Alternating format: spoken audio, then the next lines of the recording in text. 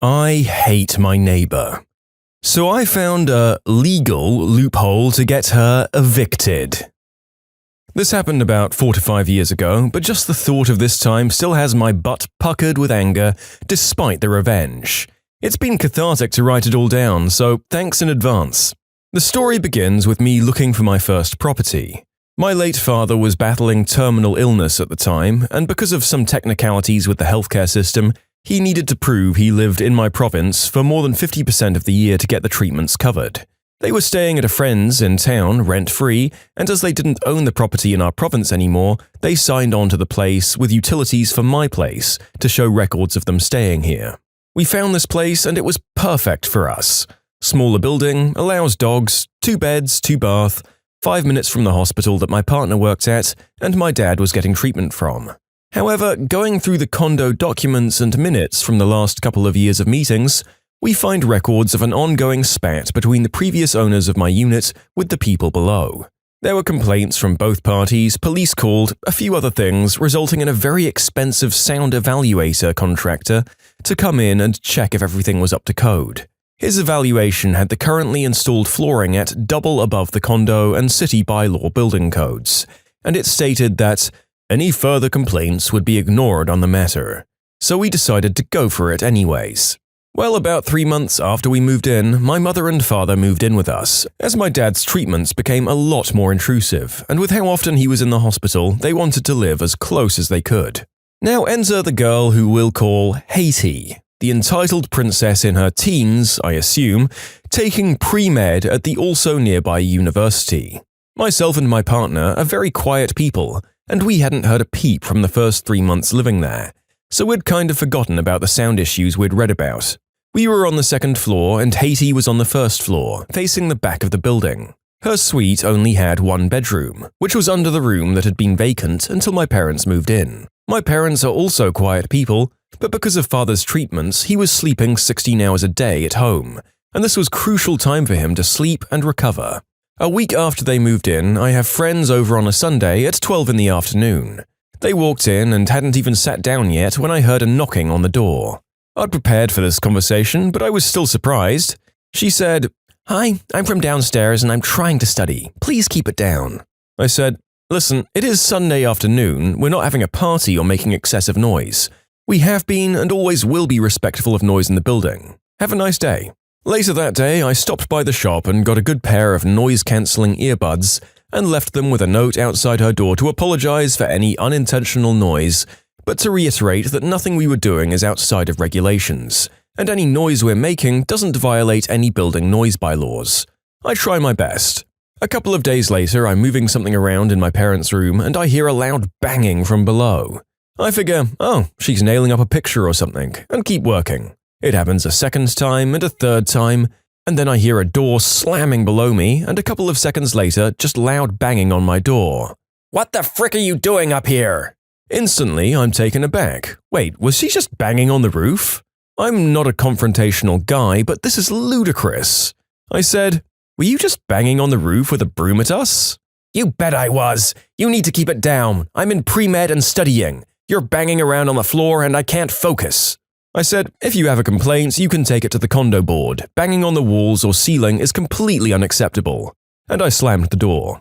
After the incident, I myself went to the condo board and let them know what happened and how it was completely unacceptable for her to bang on the walls and floors, to shout at me and my family, especially when the noise we're making is unavoidable and not excessive.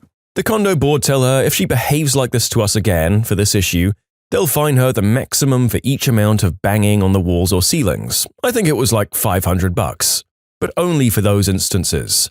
Her mother, just as belligerent as her but lives out of town, wrote a nasty email to me and the board saying how her princess needed to study and how the fat people shouldn't be stomping around. I'm 6 foot and 160 pounds and my partner is 5'3" and 100 pounds, but they still relented on Haiti. Haiti does quiet down for a week and then starts with the music. If we walk across the floor, accidentally drop something, move anything around, instead of banging on the roof, she'd turn up her music. Loud. Like I can actually hear and make out words to songs I'd never heard, let alone the bass shaking my stuff. There was no unit directly sharing any walls with her unit, so no one else complained. It would go past 11 p.m. a couple of days a week. I'd call the condo board members and no one would answer as it was so late. I'd then call the non-emergency police line and they'd say, "We can bring someone out in a couple of hours, but only to give a warning due to the bylaws." It got worse. She'd turn the music on and leave the house. It would go 12 to 16 hours a day every single day. If it were just me and my partner, it wouldn't be that bad. But like I said, my dad was going through very intense treatments and needed to sleep to recover between treatments. The stress of it, combined with the treatments and his decline in health, was definitely starting to impact my family.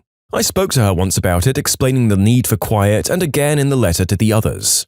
No empathy at all. I then wrote a lengthy open letter to the condo board regarding the full situation, the harassment and other things in an attempt to shame her. I printed it out and put it under everyone in the building's doors. It didn't work.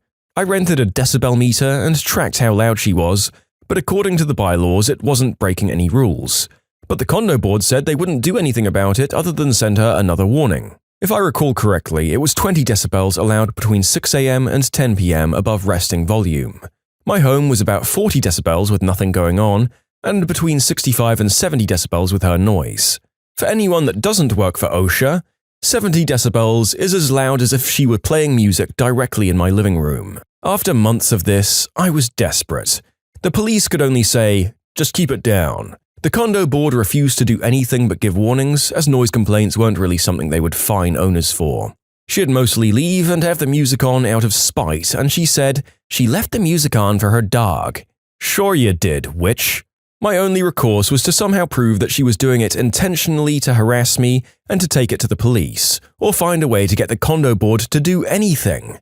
I combed the condo documents looking for something. Please, just anything. At last, I made a breakthrough. I figured this 19 to 20-year-old did not pay for this condo and wasn't an owner at all.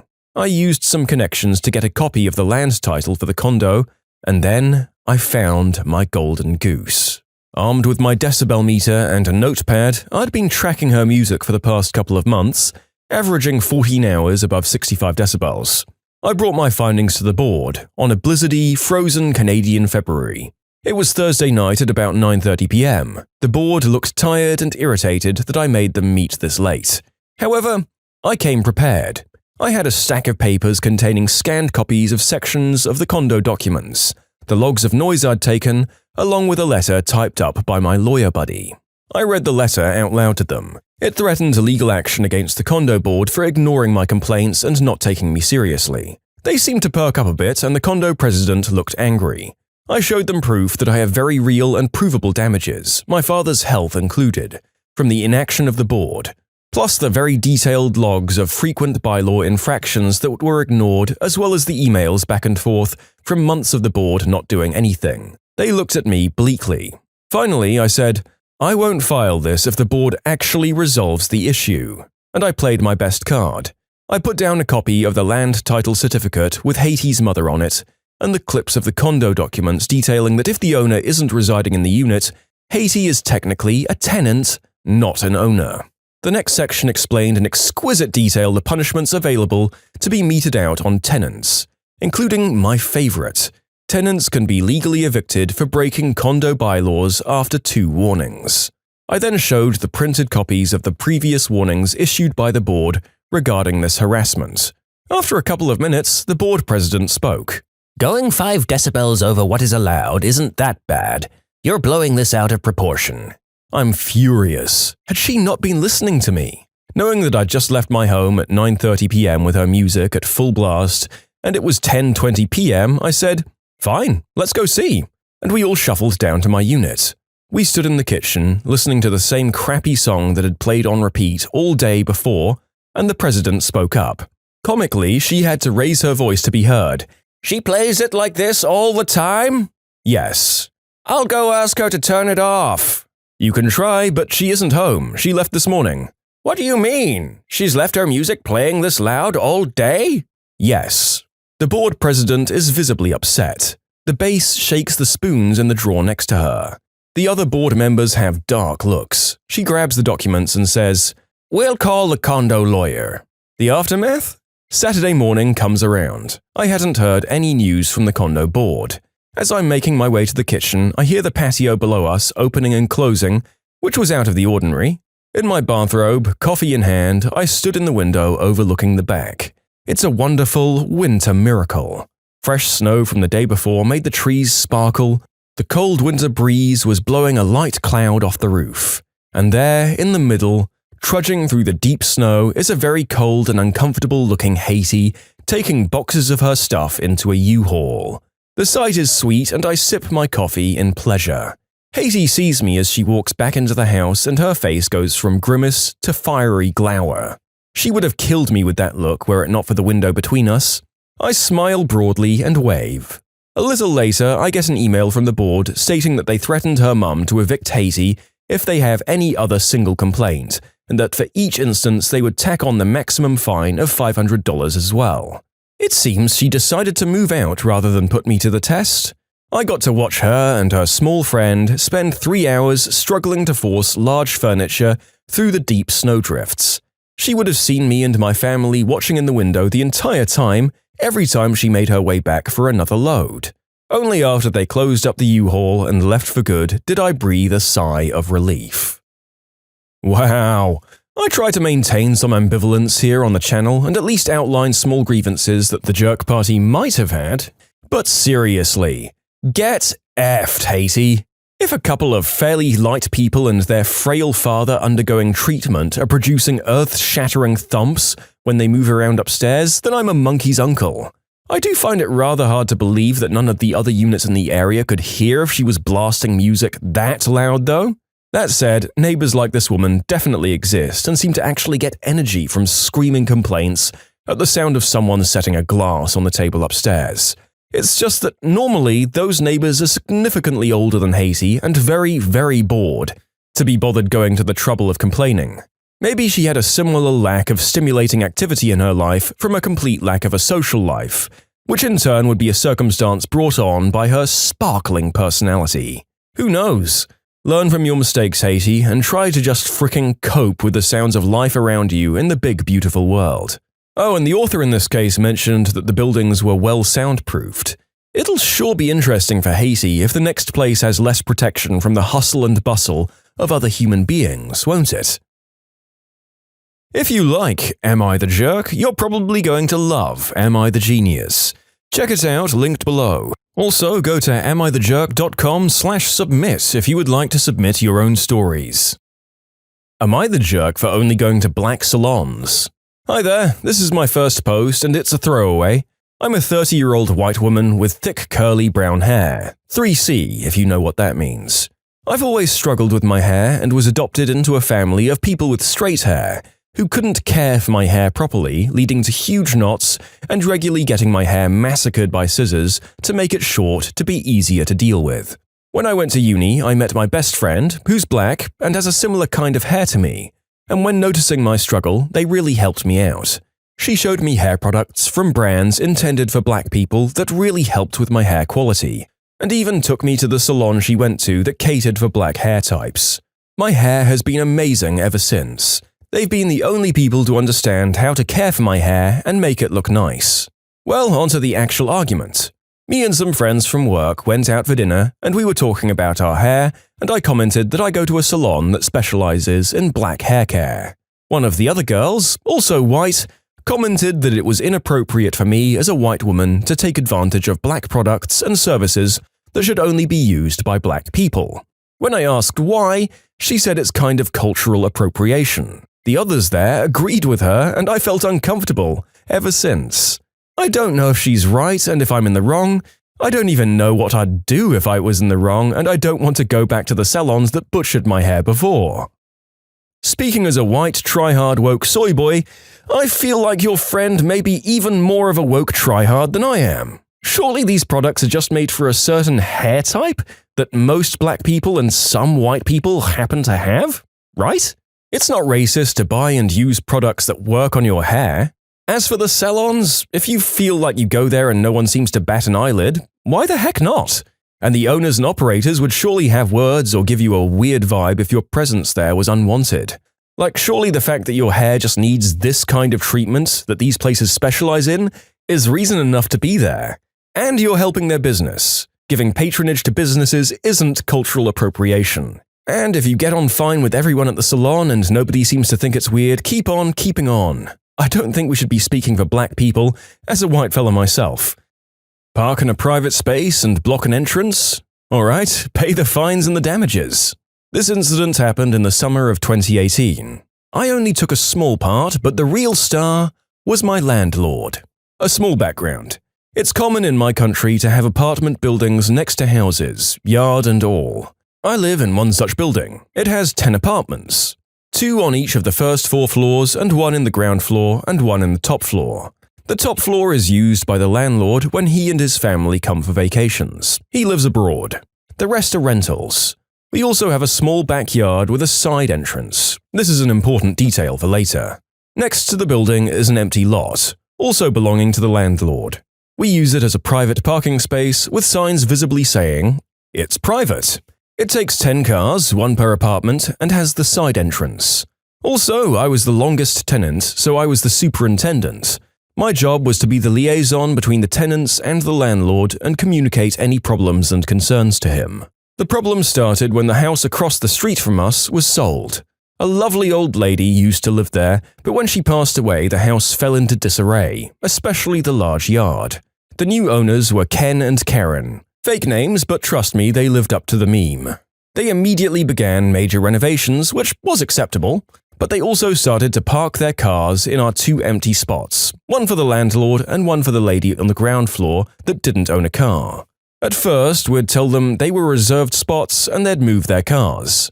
But when they noticed the spots remained empty, they parked there permanently. I'd notified the landlord and he told me to take pictures, log every incident and always notify the police. We started doing that every day. Ken is a hotshot local businessman, and every time we called the cops, he'd cause a scene about us being jerks. He always got a fine, but he very blatantly proclaimed he wouldn't pay them. Oh, and for context, if a vehicle isn't obstructing traffic or in a spot that is absolutely forbidden, like disabled or emergency vehicle parking, then a fine is just what will happen. It used to be a joke in the capital that in some places it was cheaper to pay the fine than pay for parking. Now, the worst part came about a month before the landlord's annual visit. They stopped using one of their cars and left it permanently in front of the side entrance, blocking it.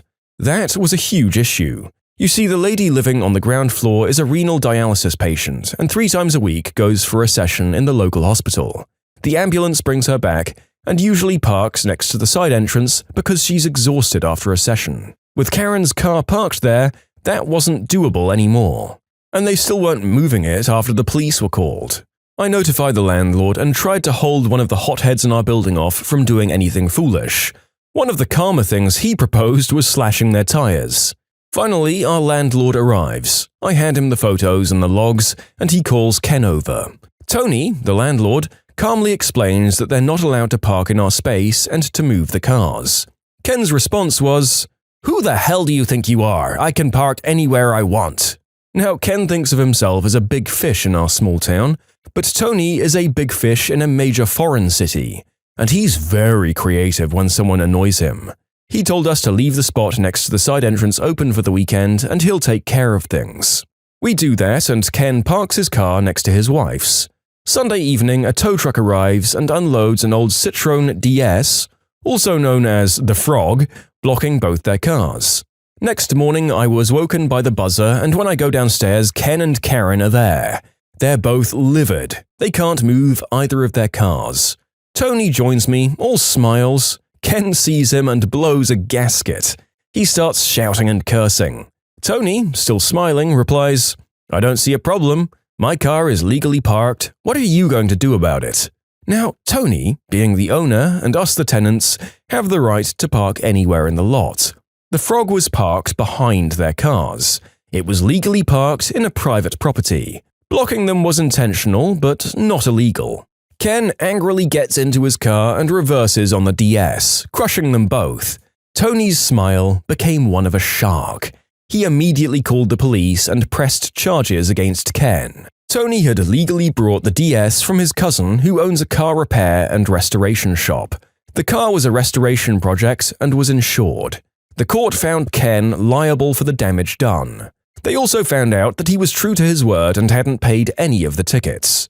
The fines for the tickets alone were almost €2,000. He leased both of his cars and they dropped him as a client immediately for purposefully causing an accident and damaging the leased car. They're suing for damages. Ken got another car, but learned his lesson and hasn't parked in our spots ever since. Excellent revenge story. Ken sounds really unstable, and it obviously didn't take much to know that he was going to write his own downfall with his entitled behavior and continued disregard for the consequences of his actions. I think we can unanimously declare Ken the jerk here. Hope you learned your lesson, Mr. Hotshot Businessman.